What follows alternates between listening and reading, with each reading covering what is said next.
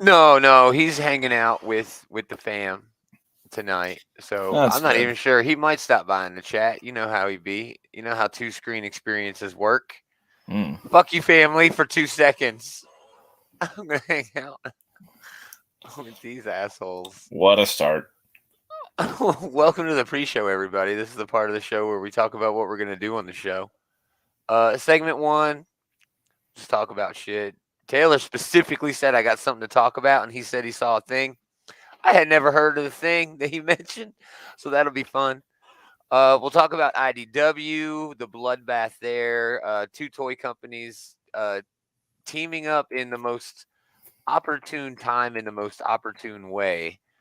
More Dawn of DC shit. A couple of food news. Not too terrible. One's kind of gross, but not really. We Okay. do have a Well, that's moment only of kind of gross. destruction this week. What? What? We wouldn't even have it unless it wasn't for just one thing from one thing that happened to come out this week, and no one really cared because there were so many other things that came out. Everyone was talking about those things. But anyway, and then holy shit, if it's just you and me, I read way too many books this week because you read what, 4 books, 5 books, maybe? 7, I believe it was. Yeah, that's a low stack. That's a short stack, dude. Um, My bad. but man, there were so many books, but they were all smaller press. Like no Marvel and DC really hit me this week. Well, one DC book, but the Marvel stuff was just kind of okay. That's basically where we all knew everything was going to end up going. I mean, in one book, and I'm sure it'll be on your list, there was kind of a little shocker at the end, like, oh wow, they making this sacrifice. No wonder everything's going to hit the fucking fan. Um, so yeah, anything else you want to add? What a teaser for the top three that I sort of shit on and then was like, oh, but wait, there's more. People don't know Nothing. what to think. Yeah, people don't know what to think. Keep them on their toes. Always keep them jumping and bumping. All right, yeah, let's fucking do it. Let's do the damn thing. Those are my favorite. Mm-hmm.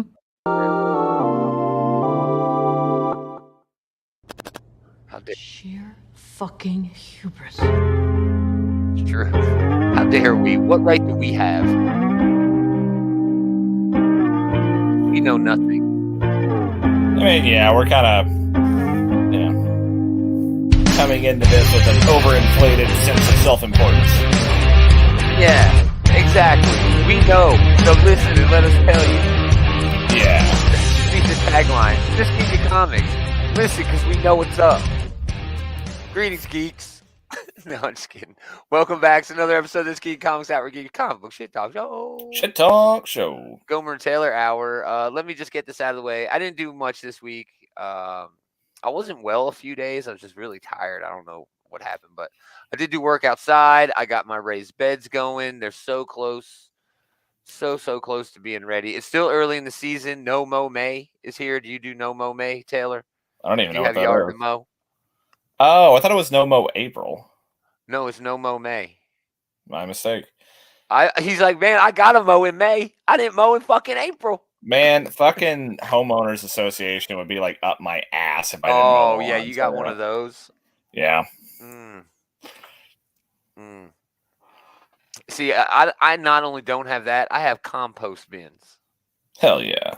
Yeah, I'm taking my browns and greens and my leftover shit in the kitchen and like turning it into awesome. But anyway, all that is on a page I got. If you want it, just find me on Facebook. But I did watch Scream 6. I didn't get it. It was really hard for me to follow.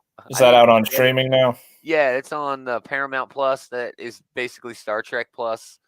It's the only Oh, reason I know got it. very little of Paramount Plus's library outside of Star Trek, yeah. Oh man, but the Star Trek they have is just all of it. Again, we're gonna talk a whole shit ton about Star Trek later. At least I am, damn it. But yeah, I just didn't get it. It's got some great people in it. Really fun actors, and I remember enjoying Scream at one point. Remember when Scream oh, I get it. It's kind of meta. Yeah, Scream before was meta like was like even a thing. the thing that made it kind of stand out. Yeah, was that it was simultaneously a pretty solid slasher movie while also being a pretty insightful takedown of slasher movies. Yeah, it was really smart. This one, I think it tried to be too smart. I think it side-spurited us. It got way up its ass. But yes, you saw a thing. I think I have the right picture. That is right. Yeah, You saw a movie called Sisu. Sisu. I know nothing about this except a picture of a guy stabbing himself in the throat. At least I think it was himself stabbing himself. No, There was a throat stabbing of some kind. A head Sisu stabbing. cut some dudes' throats open. Yeah. Okay, so yeah. All right. What is this? What is this Sisu? I did not catch it. Sisu. Oh, my bad. Sisu. Dumbass. Sisu. Either way. Like I said, I hadn't heard about it. Whatever. All right. So this is a movie. Takes place in 1944 in Finland. Our main character here, who I think they only mention his name one time in the whole movie, and honestly, I did not catch it. Oh, But wow. he is an ex-soldier who's just working as a prospector up in like bumfuck nowhere, Finland, and he finds a big ass gold nugget. But it's World War II, so he's got to take it a pretty long ways before he can get it cashed in at a bank somewhere, and he has to go through Nazi-occupied territory the whole way.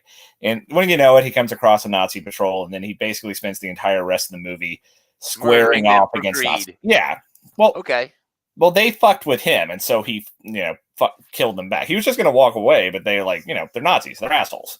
Yeah. I mean, they've been doing it since forever. It's let's put Nazis in your thing. It's a very simple trope. Yeah, I mean, putting the Nazis in, you don't have to do any legwork. We know they're the bad guys. We don't feel bad for them when Sisu, fucks them up. So yeah, nice. It's a good way to do it. But yeah, this is a movie that's a simple meal, well made. There's pretty much, I just described the whole plot of the movie to you. There's not much in the way of twists and turns. There's a lot of creative set pieces. There's a lot of creative ways where Sisu, actually that's not his name, I don't know why I call it that, but where our main character lures them into, bad situations where he like fights his way out of certain death. At one point, the Nazis do catch him and they decide to hang him, but he plays dead long enough for them to leave him alone, and then he lifts himself up enough to kind of impale his own leg with like a nail that's sticking out of the post they had him on, and he uses that to hold himself up enough so that he doesn't choke. And then eventually make his way down. That's not even the whole movie is basically like that. Just these out of. Well, I mean, just here's the sample platter for you. In order to like hide underneath the river that he's like waiting in, he waits for them to come down, and then he cuts their throats open and then sucks the air that's escaping from their slit throats so that he can stay under the water longer. Oh, what? That sounds insane. This movie is fucking mental. They do all sorts of amazing. I mean, it's one of those things where, like, I'm pretty sure that he would have died several times doing what he's trying to do, but they sell it really well. Nice. In addition to not knowing the character's name, I don't know the actor's name because he is a Finnish actor. I tried really hard to remember it because he's really good in this, but it was weird, and I don't know that language. Yeah, it was Sven something. But yeah, this movie I would recommend it a lot. It's a lot of fun. Anyone who has who gets triggered by watching animals get hurt, there is an animal who gets killed in this movie, so be ready for that. Yeah, not good. Yeah, but it's. I only get triggered if it's a dog. It wasn't a dog; it was a horse. Yeah, I only get triggered if it's a dog that gets killed. But this movie was a real blast. I enjoyed it and also really impressive. Our main character does not speak the entire time. Oh, he screams and he grunts, and they do like an open narration, and there's like another character who knows who he is, and that's how we get his backstory. Okay. But he does not speak until the end of the movie, the very end. Right. Because he has to. All right, we got Brandon in the chat talking shit on HOAs, of course. Yeah. What about the new Transformers movie? The devs say the movie is a continuation kind of the Michael Bay. It looks to be in the same vein as the Bumblebee movie. I think it's the same director, right? I think it is the same director as that. And Which I mean, is legitimately one of the better Transformers movies. We're so going to talk about yeah. this in a little bit, Brandon, but it can't be a continuation of the Bayverse because they've already had the big bad villain show up in the Bayverse already, and it was like a completely different thing. But well, I mean, they've already used I don't like to think about the Bayverse. Yeah, they've already used Brandon, it Unicron. is the They've same already director as Bumblebee. Yeah. Yeah, I mean, the Bayverse has nowhere left to go. They've used Unicron, and Megatron's been in fucking all of them, Yeah, so you've been Galvatron. He's been Galvatron for a damn minute now. Yeah, it's weird, dude. There's just nowhere left for them to go. But we are going to talk about that because we have a moment of destruction later. So let's do news.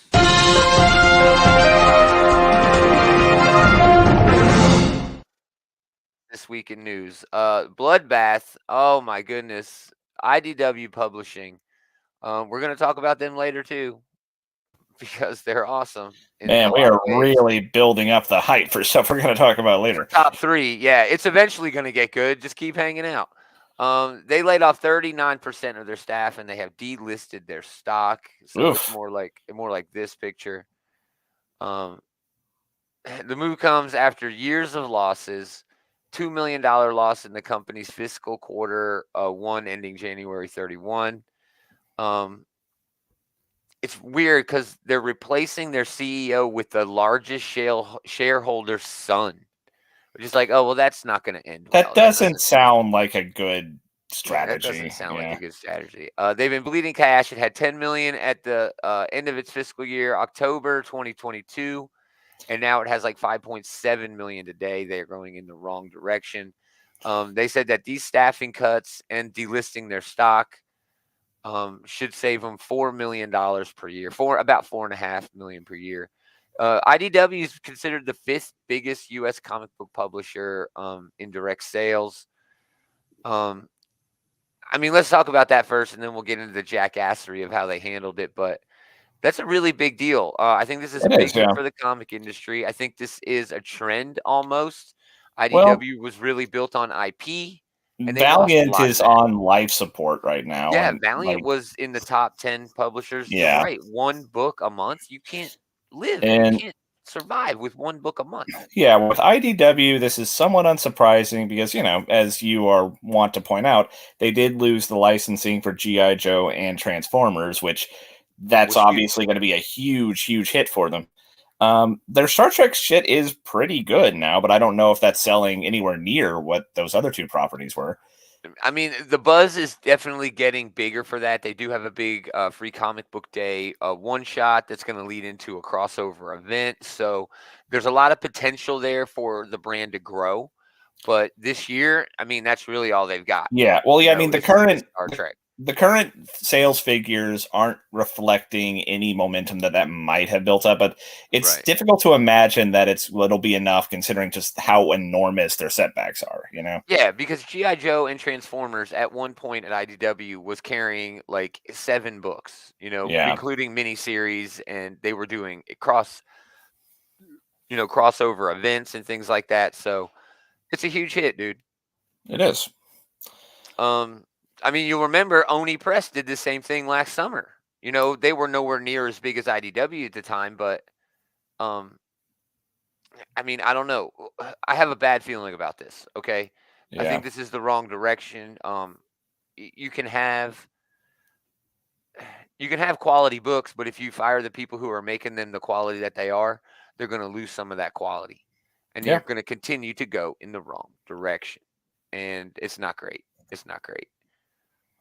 We'll see what else they've got going on. The shittiest part about this in the context of what we're saying right now is there still ain't fucking Transformers and G.I. Joe books. Still not.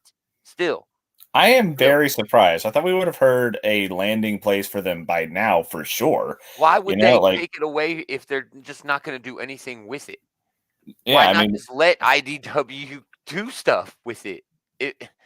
I can only think that maybe they're trying to negotiate still, but still, yeah, I mean, you would have think that they would have been ready to go somewhere else by now. It seems weird that, they're just leaving money on the table because every month that goes by with nothing being published is just inherently worse than having something published. Yeah, exactly. So, all right. So, yeah. And overall, for the industry, Marvel and DC are basically immune to this sort of shit. They just are. based on the fact that their parent companies are giant and have billions of Warner dollars. Brothers and Disney, if they need to, they can sustain the losses on the comic book front if it Comic means they books get are to a keep. write-off. Yeah, they get to keep the characters for the movies. They get to keep them for the TV shows, and so they will always be worth it for them to keep the publishing going. Exactly, dude. And I mean, they also build hype for everything. Everything hypes into everything. It's all cross promotional with those sorts of things. It's also true that just Marvel and DC are household names. Like everyone knows who Spider-Man or Superman or Batman are. Yeah, the big two are different, right? But I mean, how is Image doing? Skybound keeps toting that they're growing. They just hired a dude who's in charge of their television shit. They're doing a lot of big things at Skybound, and that all funnels back to Image Comics. But I don't know. You know what I mean? I don't know. Yeah. It seems like Image is going in a direction where they're like, and I'm just saying this because these are indicators. IDW only last year, these are indicators. Valiant, these are indicators that there is trouble in the overall industry. We're not counting the big two, but looking at the third one, the biggest third one, they are pushing out a lot of fucking content. There's a new number one every fucking week. Massiveverse? Seriously? If you'd have told me 2-3 years ago that Image Comics would be carrying a 3 or 4, sometimes 5 issue shared superhero universe, I'd have told you that you were fucking ridiculous. There's no way. So are they doing the opposite? Are they flooding the market with stuff, hoping to not take a loss, riding off of their surefire wins, and then I don't know. That still shows that it's an unstable, sort of market. And then there's Boom. Nobody knows what Boom's doing. They do the podcast. Anyway, let's get to the shitty part of it. Numerous sources say that those that were let go were called into a Zoom meeting, and the meeting lasted less than 5 minutes and consisted of the message that the company was losing money. We've decided to reduce our workforce, and you are all part of that reduction. Your last day is today. Jesus. You'll have 7. They're gonna give him a fucking 2 weeks notice. Right. That's awful. Right. Later on that day, you'll have a 30-minute severance package meeting. Those on the call got off to find that their Slack and emails had already been disconnected, and some were literally in the middle of working on projects. So I'm sorry, this is definitely going to cause a big interruption. Some way, somehow, there's going to be delays. There's going to be something going on. Editorial isn't just going to pick this up from a creator standpoint. There's going to be problems. There's going to be, issues. So the remaining idea, and this is all from the Beat and Deadline. There's a lot of different sources working together here. These are not my sources, y'all. I don't know none. I ain't talking to nobody at IDW.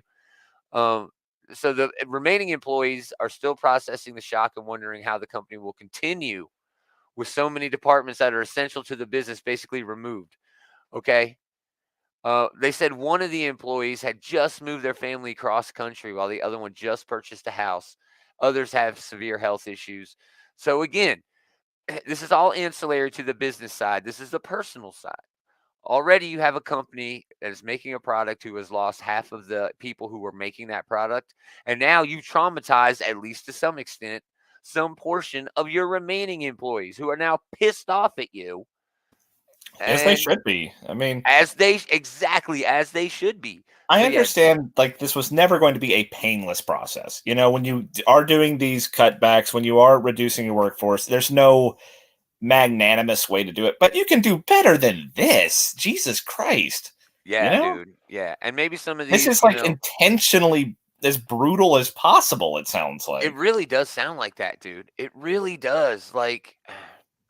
And again, I mean... This is not a rip the Band-Aid off type of situation, Yeah, this is what are you gonna do for me? Because I've been doing for you. But hey, it's typical of again the industry. All the folks at Valiant got let go quick. Oni last year. It happens just on Twitter too. That's how you find out about it. They're not even putting out press releases. The people who got fired are like, I ain't got an NDA. I just got shit canned by Oni Press. I got a book that I bought that they bought and they just handed it back to me and said, we're not buying this. Just terrible shit. And I'm sure the same thing happened at IDW. You know what I mean? Yeah. I'm sure we'll get all the. I'm sure we're gonna get all the interviews and information. Oh yeah, and there's other stuff. Here. And there's other stuff coming out. But I mean, what do they really have to say? I was fired. I was working on this really cool book and editing, and I got fired. I was PR at IDW. Now I don't know who's talking to people and setting up the conventions and shit. And that's another thing. Convention season, IDW fired all the people. These motherfuckers don't even know where to go with these conventions. Who'd they keep? I don't know. Anyway, this also comes on the I guess the toes of the WGA, the Writers Guild of America, Hollywood writing, basically on the verge of stopping. Tomorrow night at midnight, Monday, Tuesday, whatever, midnight. If they don't have a deal, writing just stops for all of Hollywood, all of writing for entertainment. It just ends. And what content they have in the pipeline goes, but you don't get any of your nightly shows, you know. Yeah, any younger listeners we have might not remember when that happened. God, was that like 15 years ago now? It was. That Yeah. was the last time they went on strike, 15 years ago. That's when like reality TV really started shaping the way that they were being, delivering shit, because Hollywood really stuck to their guns on that. That went like 18 months, something like that. Yeah. I I remember it mean, going quite some time. Hollywood is a union town. That is easy to Yeah. forget, but yeah, it is probably the most unionized Yeah. like part of our lives, other than I maybe don't like car know. makers. And I don't know why, and I'm getting right back to the IDW thing, the thing we've been talking about, why that can't also be the same for other entertainment, like writing comics. You know what I mean? This would not have happened if IDW was unionized. If they were No, unionized, they probably wouldn't have lost G.I. Joe and Transformers, because probably that would have not. I been mean, part of the deal. And and they even if probably they would have been did, doing yeah, better like content. they would have at least thought twice about just fucking like, taking them to the back room and pulling the trigger like it seems like they did. Exactly. So we'll have more on that as it develops, because, I mean, I don't know what else can develop except them sucking. I'm stoked for Star Trek. We'll talk about that. But all right, more business. This is not comics at all, but there wasn't a lot of comics news this week. There It's really wasn't. it's adjacent. I It mean, is I adjacent. think at different points both of these guys made Marvel action figures, so that's fucking something, right? Yeah. So Hasbro and Mattel, and it's definitely nerd shit, because this is dope. Hasbro and Mattel have entered a special multi-year licensing agreement to cross-brand shit. Okay. So, and why? What is happening at Hasbro with one of their biggest IPs, Transformers: Rise of the Beast, right around the corner? What is happening at Mattel with one of maybe their biggest IP, Barbie, Oh, I mean, in for the sure, yeah. theaters? I really think the Super Mario movie hitting $1 billion has given a great forecast for theaters bouncing back, against my better judgment and my, what I've been saying.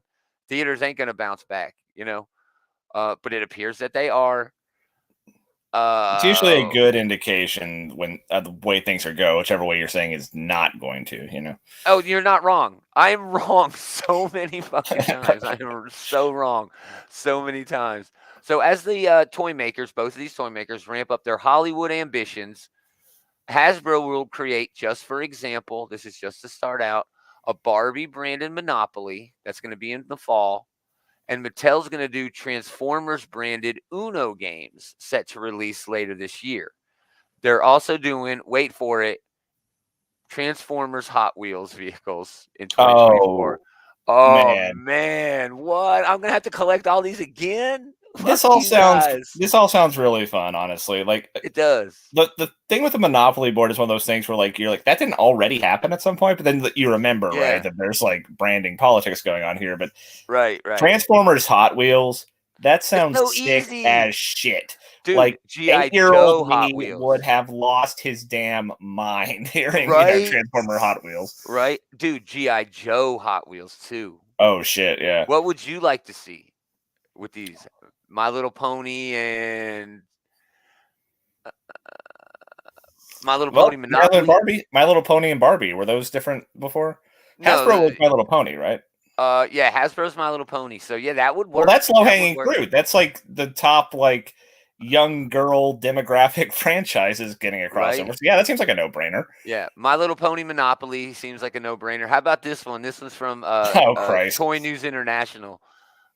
Dude, Barbie Dungeons and Dragons would be so sweet. You could do Ken as all the different classes. You could do Barbie as different classes. Oh, that's so fun, man.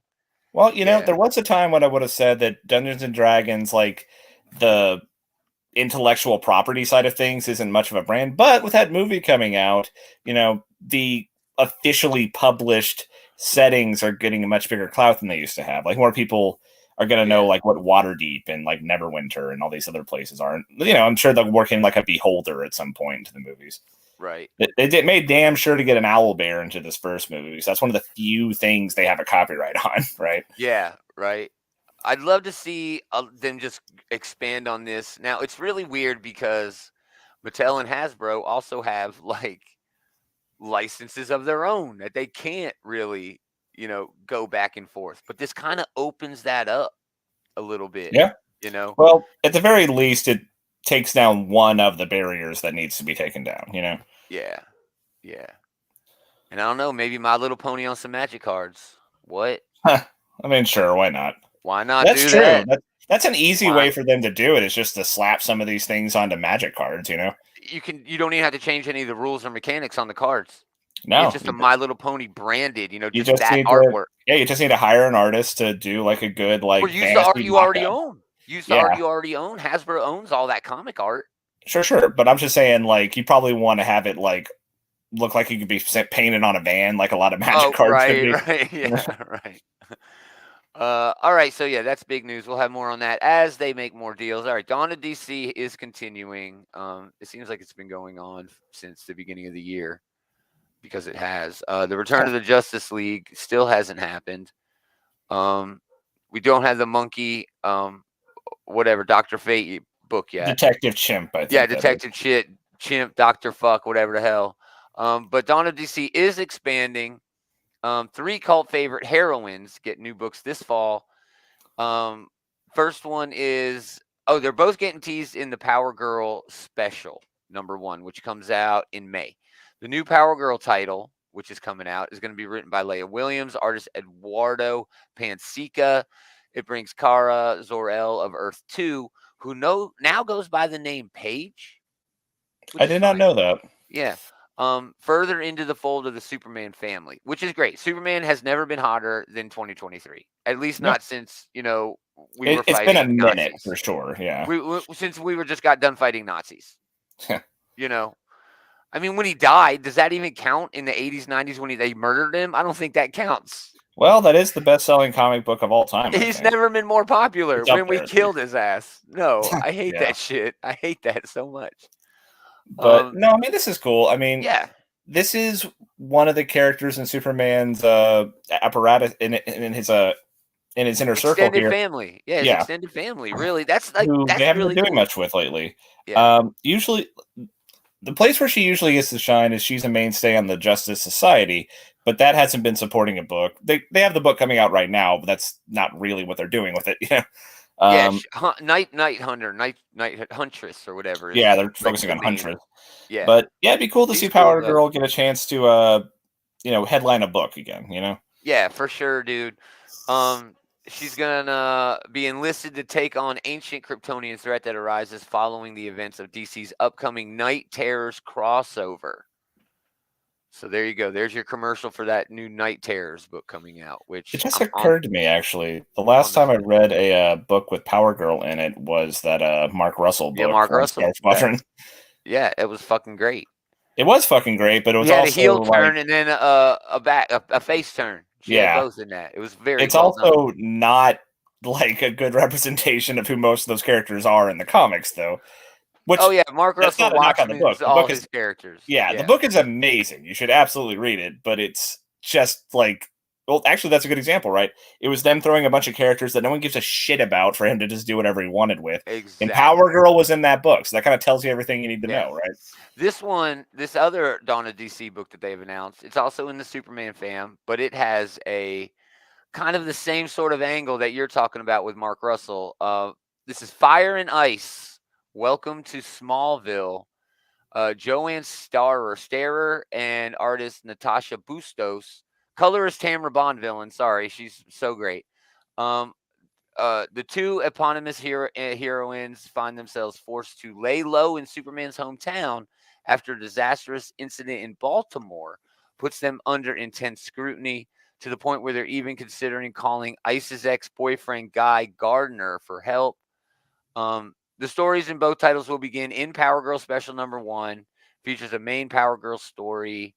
But Guy Gardner is going to show up in this, right? Eventually, yeah. But their relationship, Guy Gardner and Ice, didn't they have a relationship in that Tom King book that you were really into? They did, and that's the last time I saw these characters was in that Human Target book. Yeah, and that too is doesn't another count. example. Yeah, where They're saying that doesn't count. It very much does not. That was okay. Hardcore outside of continuity. Oh, very cool. See, I didn't realize that. I thought they were pulling that, and they might.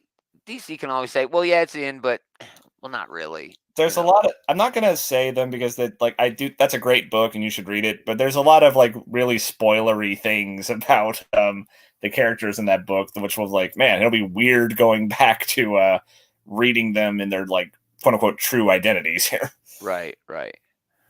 Yeah, so I'm excited for this. Again, this is all going to start in the Power Girl Special number 1, which comes out in May. It's going to have the full preview. I guess it's a preview, kind of like a lead up for the new Power Girl book. And then it's going to have a backup story for the Smallville book. So that's cool, man. Again, Superman has never been fucking hotter. And it's so great, dude. That's a good example. Yeah, like Fire and Ice aren't really Superman characters, but they are putting them in a Superman setting. So yeah, they're really kind of pulling in characters. Yeah, dude. Yeah, it's so cool. It's so cool. All right, let's do food news. Yummy. All right, we got one kind of gross one and one okay one. So the first one is Niston Foods has new cup noodle breakfast. Yeah, I know. I mean, I do make like these microwave breakfast things, and they're great. They're delicious. I mean, like there's lots of these egg things in a cup, like a Keurig cup of egg. You crack an egg, you put it in the microwave. There's lots of things like that. The mixture with ramen, I don't know if that's really adding to either the breakfast part of this or to the ramen part of this, I agree with you. And my thing is maple syrup. I don't want maple syrup on my noodles. I don't want maple syrup on my noodles. Neither do I. This shit's $1.18 a bowl at Walmart. It's already out. So, yeah, I don't know, dude. I don't know. It's not revolting, but I don't see it's a little revolting. It's a little bit. It's a little revolting. You ever smell someone cooking a cup of noodles at lunch at the office? It's stinky. Yeah. This is probably stinky. It's probably maple syrupy plus cup noodle stink. It's probably not that great. Now, ramen noodles do have the reputation of being like... What? We need Dave.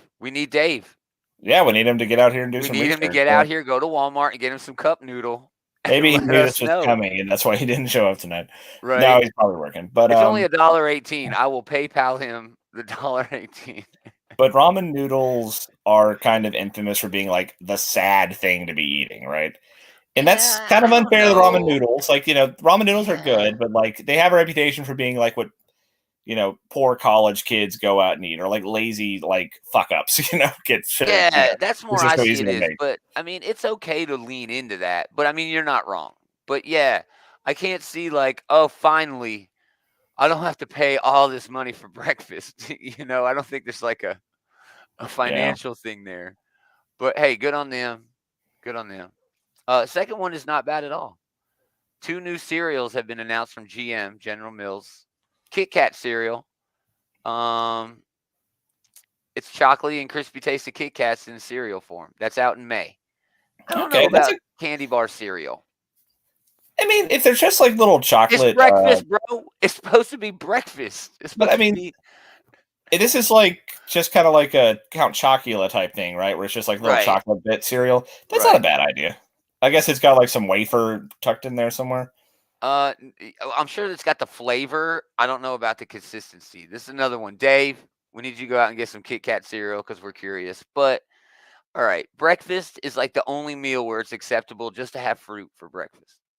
If someone said, oh, what are you eating for lunch? And you're like, oh, a grapefruit and a banana. They would think, what are you eating? But if you said, I'm eating that for breakfast, there wouldn't be as much of a, of a weird look, I think, Yeah. or stigma. It's not even like a stigma. No one's like, oh my God, I can't believe this guy's eating fruit for lunch. I'm just saying it's out of place. Okay. Chocolate candy. Remember there were nerd cereal back in the day? You Yeah, probably I don't. remember that. No, I You're remember probably that one. too fucking young for that shit. I'm aware that But it existed. I don't think I was exactly, like yeah, you eating it. never got a nasty bowl of it. Dude, they used to sell bowls that were like had a wall in the middle of the bowl, so you could have both colors, and it had like a drawbridge. You pull up a section of the wall, and then you can mix your nerds together. Oh Lord. Yeah, it was wild. But also on the heels of Kit Kat cereal, which I'm never gonna try that. Spider-Man limited edition collectible. I mean, it's a collectible. It's a collector's item to be sure. I mean, anything you Yeah. slap a superhero on is going to be, to some extent, a collectible. You know. And this movie gonna be fucking fire, dude. Yeah, I'm really looking forward to this. We're Yeah. about a month out from it now. That's pretty cool. Yeah.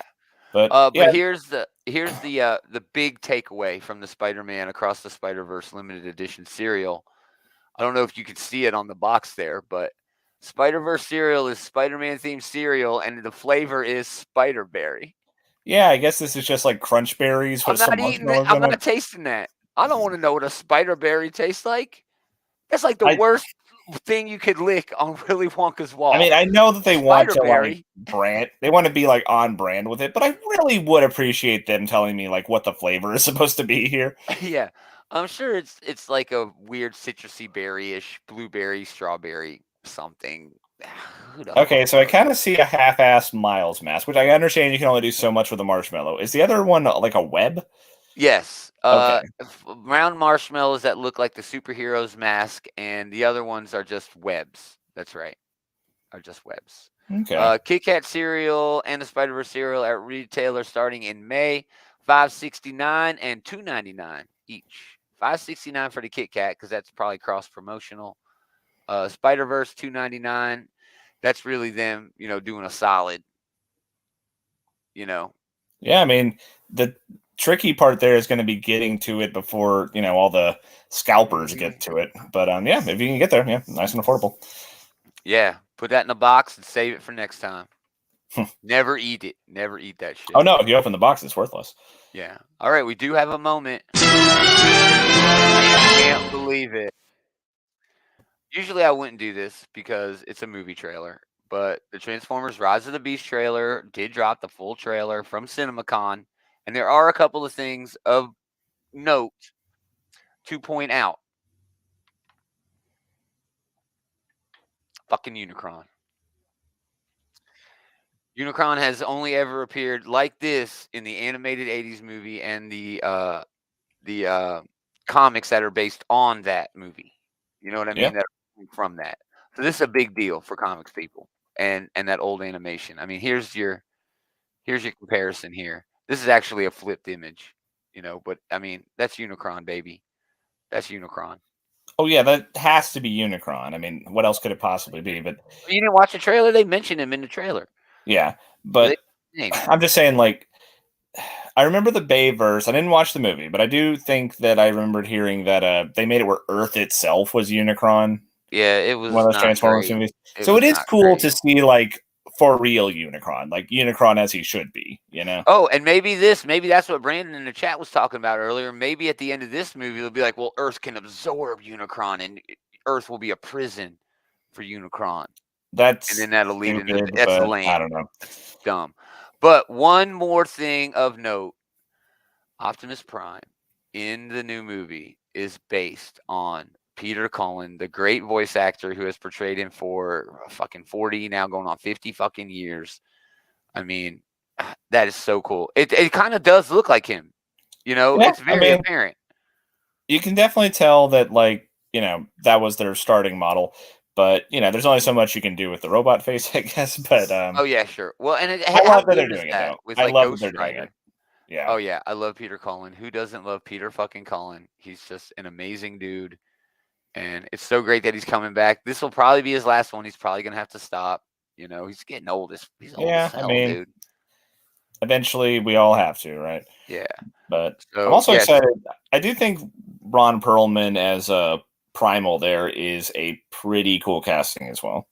Oh man, I think all the casting is great in this, dude. I loved everything about that fucking trailer that I saw. The Yeah, only I thing I mean, hated that Mirage was not Mirage, but I'm sorry, you can't make a Formula One car Mirage, and Mirage's extra power is dope as hell. Making copies of himself, that's really fun. It looks great on camera. I understand why they did it, and everybody else has been used. Everybody else has been used by the stupid Bavers. So I don't know. Hopefully, what they do at the end of this resets everything so that we can have a movie that goes on towards this.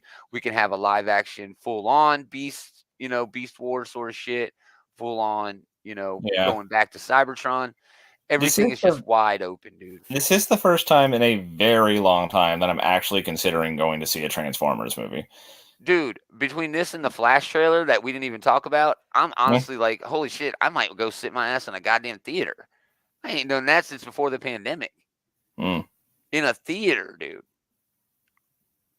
I've bootlegged some stuff here and there, but You're on the boonies now. How long do you have to travel to get to a theater? an hour. Yeah. Whatever. They just knocked down Rivergate 8. I don't want to hear it. You ain't got no theaters either. They're knocking down it. Let's do top three. Did you see where they cut down Rivergate 8? The old theater? I hadn't seen that, but yeah, I get it, but it's sad news for me all the same. Yeah. All right. There were a lot of books. Oh, I never deleted the Sisu overlay. Oh, or I put it back in. So yeah, there were a lot of books. I thought Dave was going to be here, so man, my books are just all over the place on the shit I just uploaded. But it should be easy because Taylor only reads Marvel and DC unless it's a hot trade. Man, I don't even know what to call out. Honorable mention: The Ambassadors, number 3. All right, this is that book about like a super rich technocrat creates like superpowers and is giving them away to like 6 people who are worthy of it. It's Mark Millar and Travis Est doing the art here. It's a different artist doing the art on every book. Man, great comic booking going on here. Look at that Biff Pow Smash. Just awesome, right? They're really leaning into those comic book sort of tropes in this book about that is basically a deconstruction of comics, in its own way. This is about the French team, and it's really hitting its stride. It's a mother and son team from France, and it's really heartwarming how they connect over these superpowers. They're kind of estranged because of a dad who left. I'm still not sure where this book is going. There's sort of this hint that the ex-husband of the billionaire who made all of this happen is trying to recruit somebody to like turncoat on the whole team, to try to get over again. But yeah, Ambassadors is really, shaping up to be a really fun time. But except for the number 1 book, I think we're going to be really close on our books this week. My number 3 is Daredevil number 2. That is also my number 3. Yeah, Chip Zdarsky, Marco Cicchetto, just a really solid issue. Cicchetto really is the one driving this book right now, except for when Chip was working with Daredevil and Spider-Man. Matt and Peter's shit in this was just beautiful. I love how he ends it. You're just another cop. And I just love where Chip Zdarsky has taken Matt, where he is a Punisher kind of character right now. He is in a lot of ways, yeah.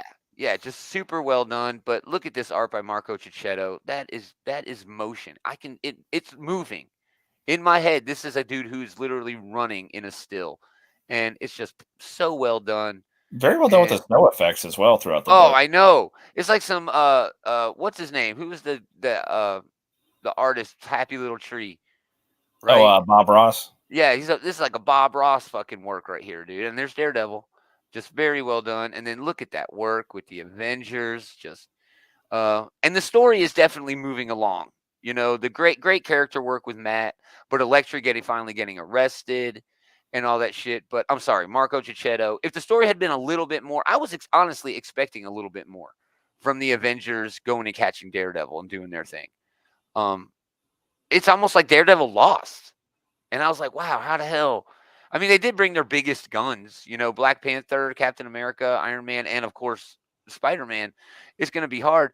It was very inventive how Matt got over on Peter, hitting his web Yeah. shooters and making them explode, to slow him down. Yeah, this was a good example of like a superhero fight done well, you know, where like neither character feels like they're getting like dunked on, because like that's something that you always see when like the characters fight, like, you know, Civil War had a lot of that. yes, they make one character either way less capable than they should be, or they make another one like somehow, right, like fucking Hellcat's gonna punch Thor and that's gonna hurt him. That's stupid.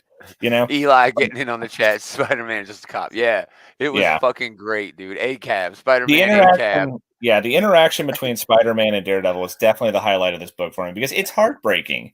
He does a great job selling like how terrible it is that they're fighting, because Spider-Man is, you know, they're trying to help him, and Daredevil is convinced that he can't do that. You know, he can't go back to, you know, playing nice like Spider-Man does, you know? Right. Yeah, exactly. Yeah, no more Mr. Nice Guy. You know, it's almost like he's Breaking Bad in a way. In a lot of ways, yeah. This is a story about Daredevil, Breaking Bad, and I'm glad that they're not like trying to do like a mirror image thing where like like Punisher is suddenly like, you know, all sunshine and rainbows. They're both Breaking Bad. Punisher is breaking even more bad, and like Daredevil is like regular Breaking Bad, you know? Yeah. Yeah, just a fantastic issue. So glad Chip is working on this. It's also great that his Batman and his Daredevil are like completely different. Because it would be very easy to do something like that. Eli in the chat, and check Eli out over at the Comic Book Bullies. He'll be on these channels and others later on. Daredevil went Frank Castle, says heroes don't do enough to fight crime. He's not wrong. I mean, he's definitely moved in a direction where he's recruiting villains and trying to make them be better, but he really knows that he needs these villains because they're willing to do the stuff that the heroes won't. He's got a cop on his side who he's trying to convince doesn't need to be doing things the way that he's doing. I mean, he brought in the cop to kind of be like you'll stop me from going too far. But like, you know, like you kind of know what's going to happen. He says, yo, Matt, you're going too far. And it's like, oh, well, sucks. Yep, sucks. I don't think I'm going far enough. Yeah. Great issue. Had a great time with it. So, Taylor, that leads up to your honorable mentions and number 2. Okay. Honorable mention, Green Arrow number 1 was a pretty solid introductory issue. That's my number 2. Well, we'll talk about it more in a minute then. Yeah. I loved it. It was a lot of fun. It just had a little too much. Like it definitely makes me want to read the second issue, but I can't. It had first issue syndrome. I can't put it in my top 3 just because, like, what the fuck is going on? You know, a little too much of that. But yeah, also honorable mention for Captain America: Symbol of Truth, number 12. This book was great. I'm enjoying this crossover a lot, and I am especially enjoying the regular artist getting a crack at the story now, because we mentioned last time that Alpha issue, the art really let it down. But fortunately, we got RB Silva, who is he's gonna fucking destroy any assignment that they give him, you know. And he does so amazing. It was so damn good, dude. Look at that. Sick. Those looks, those knowing looks. And Cap looking away just a little bit. Oh, very subtle, but very just telling. The art communicates so much in this book. Yeah. Very well done. Also, shout out for The Wasp, number 4 from Al Ewing. That it's a sweet story. It wasn't quite as good for me as the Ant-Man was, because that had the whole, like, Ant-Man through time thing going, and this was just a story of the relationship between Janet and Nadia, and you know, it's sweet. It was well done. So nice. But yeah, we already said my number 3, so my number 2 is Clobberin' Time, number 2. Nice. I know this is mostly getting by on the strength of its artwork, because it's got some of that Darrow energy, you know. Yeah, it's Steve Scroce art, dude. Yeah, Steve Scroce is like, I love the battle damage on Wolverine. Like later on, he gets like, you know, his whole bottom half blown off, and you just have the skeleton left. That thing on the cover in that one panel where like the Thing is getting his rocks like shuffled around, it's very grotesque. They get away with about as much body horror as you can in a main continuity Marvel book. And it's really a hoot. I'm enjoying this time travel story. I like how they're fucking around with time here, because like the guy's like, this is the 3rd time we've met, but it's from our perspective only the 2nd time they've met. So that's like, it's a lot of fun. Yeah, I love that sort of goofy shit. the whole thing with like, fighting the big monsters, the big double page spreads, having like, we see like the X-Men in the background here. We've got Magneto back up there, Yeah. So that is a good thing to know about this book, though. Fuck continuity. This is this is completely out of continuity. It's borrowing from continuity. It's having fun with the Thing. That's all this book is having fun with the Thing. It is having fun with the Thing, and by God, it is nailing that with some amazing artwork. I love all the big monsters that they end up fighting. I love all the big action scenes, and this is just a really fun comic book, and sometimes that's all you need. Yeah, no, 100%. Great book, great issue. I'm looking forward to more of that. All right, moving on. My number 2, Green Arrow number 1. I had such a great time with this. Joshua Williamson, Sean Izaakse is fantastic. Again, like you said, it had a little bit of first issue syndrome, but I honestly appreciated getting a refreshed and updated sort of look at everything going on here, and it's hard to deny how good that art was. There was some parent-child drama in this. There was, and that was a really sweet moment. I will say it could have gotten really melodramatic, and it even started to on purpose. And I was like, "What is this?" And then it was Eli on Clobber Time. Clobber Time got dope art, but a very wordy. Yeah, it was very wordy, but it's hard to deny that art. But it leads us back through, Green Arrow shit. But again, it had this sort of parent-child drama, and it got really melodramatic. And I was like, well, what are they going to do here? And it didn't drag on. It was just like, you're right, I'm sorry. It was like an immediate sort of thing. You don't see that often. It was like this immediate sort of thing where, no, we're not going to lead out on the drama. We're just going to get this over with. You know where it's going to go. These are mature characters. We're going to lead them through their maturity. They're not really all that damaged. You know what I mean? These aren't Bat family members who are like extremely damaged, except for Dick, really. Yeah, I was glad that they decided not to like make this some like angsty, like drawing it out more than it needed to. And it was refreshing. You've been showing all these like splash pages and 2-page spreads and everything. Those are amazing. They're also great ways to like, here's Ollie's general backstory. Wham, bam, thank you, ma'am. Moving on. And I love these like intro pages for Hawk and Roy here. And the motion in there, and then it's sort of a flashback. Williamson is hitting all the right chords on this. I fucking love it. And I can't wait for more. I'm on the long haul. This was originally going to be a 6 issue. It's been doubled to 12. Poison Ivy, that happened to Poison Ivy after the first 2 issues. It was moved to 12. After issue 5, it got moved to an ongoing. I think the same thing can happen for Green Arrow. And I honestly love that that's how DC is starting to do their shit. This was a hell of a start. Yeah. And I definitely, I definitely am at least around for this opening arc for sure. Yeah, I'm stoked. And I love Green Lantern as a character. Ollie is great. He deserves all that shit that happened in the Justice League with him. I loved it. I'm so happy he was there.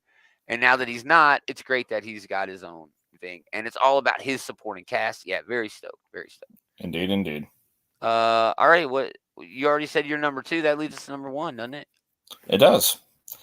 It's gonna be SOS. It is. My number 1 is Sins of Sinister Dominion.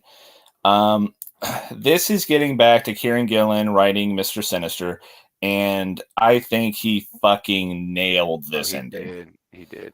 With he's playing with some of the toys that Hickman had like put in the toy box, with like the Dominion and like these big like cosmic like eldritch horror techno things going on. But yeah, I love Professor X, the Living Planet here. I love all the stuff with Ironheart. This is a character I think they introduced for this little miniseries, and he's a fucking hoot. I love him. Yeah, he's a badass. I can turn my blood into metal. Watch what I can do with that powers. Like, he's got a lot of really inventive uses for his powers, and I love it. And yeah, it looks like we're getting Rasputin around Rasputin 6 to be like a character in the main continuity here. But yeah, the Inferno. But the thing that really made this book for me was that moment where Sinister pulls off his Inferno, where he goes to like ascend to like techno godhood, and he just gets flicked away. He beat himself there. He did, yeah. Sinister is such a fun character, but then at the end, he is fucking ruined. Like, it's really cathartic to see this character who's like always acting like the smartest guy in the room just kind of like be so completely and utterly defeated, you know? The problem with Sinister is, and not the problem, the best part for the reader, but the problem he has is he's too smart for his own good. He has all these contingency plans and then almost forgets that he had this contingency plan. And the contingency plan worked so fucking well that he lost. Like Moira, that was his contingency. What happened? He lost that, but it ended up being his biggest asset at the end. Because he did have an opportunity after he learned about the Dominion to go back and tell Krakoa back in the normal, time frame.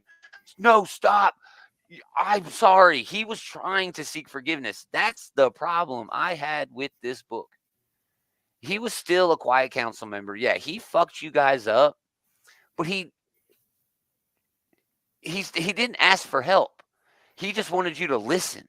He was legitimate. And Emma not being able to read his mind there at the end and know, like, there's this other thing, especially in the same moment where Irene was like, oh, wait, there's a whole lot more future right now. There were so many little red flags there, but That they still is went ahead and were so dramatic vengeful. irony. They That's were good so dramatic irony. vengeful. You absolute Mr. Sinister is the biggest piece of shit. No, you're Mr. right. Sinister is never been trustworthy.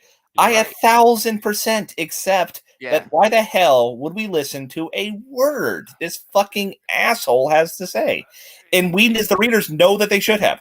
We know that this one time, in this one moment, he was trying to do something good. So maybe that's what the author was dramatic trying irony. to do. That's exactly right. Exactly. Exactly. Yeah. The reader's like, oh no, I know this whole event. He's just been the biggest douchebag, but now is the time where he's not being a douchebag. Specifically Shakespearean.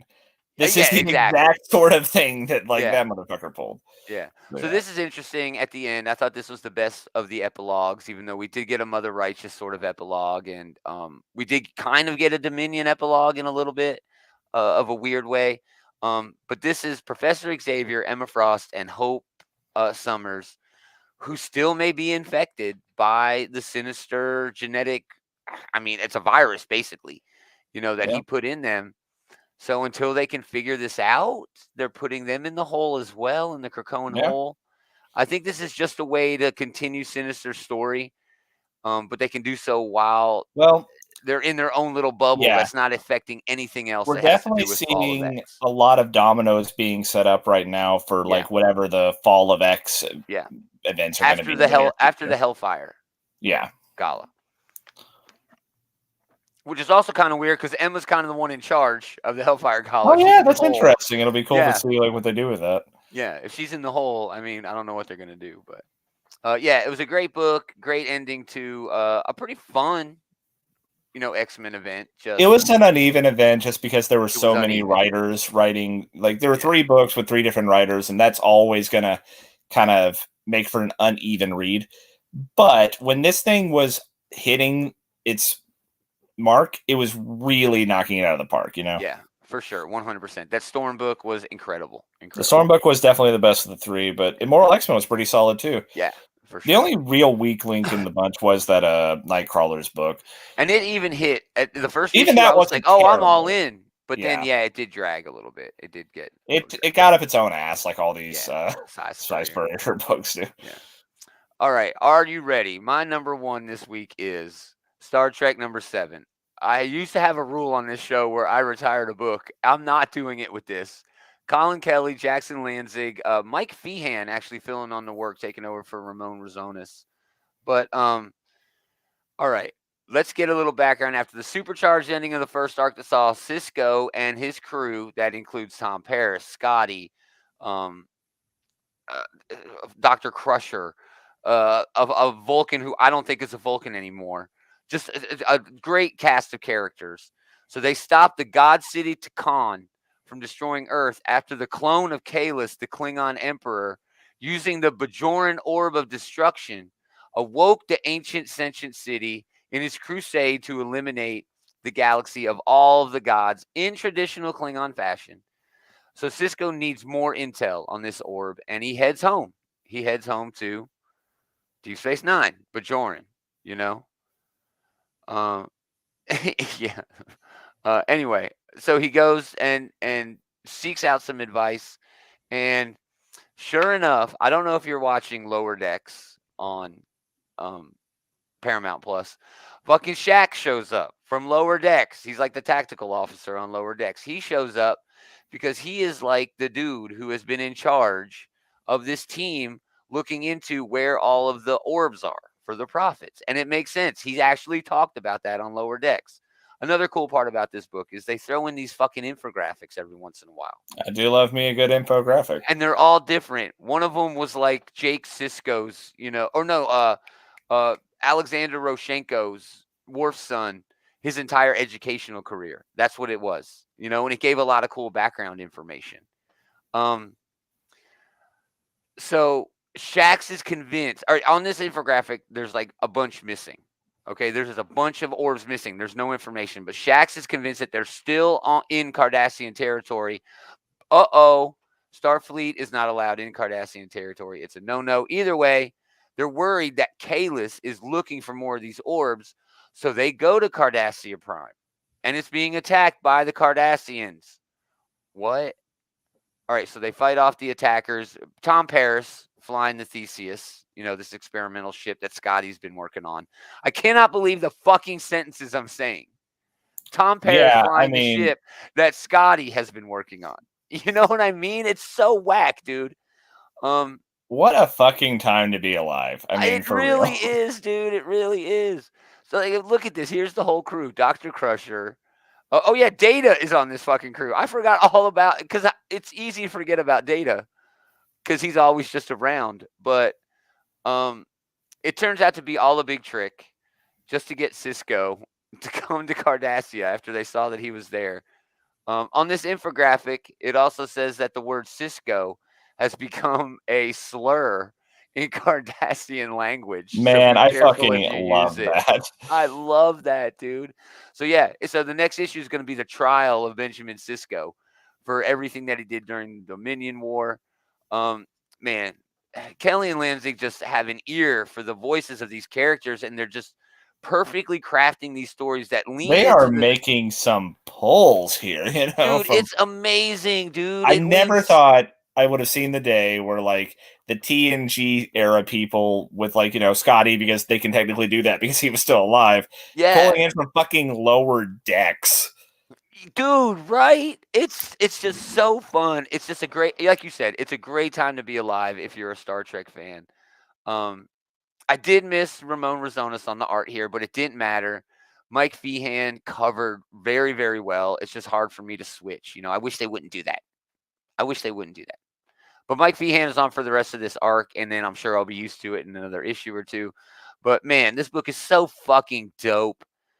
This and the Defiant book are just bringing in everything. Picard won. This is why it won. Kelly and Lanzig copied that formula or created it and somebody else copied it, or they both accidentally came across it. But nostalgia sells, dude. Nostalgia sells, and it's just perfect. Well, kind of like Picard, right? Fan service done the right way. Exactly, dude. And that's exactly what this is. Just done so very well.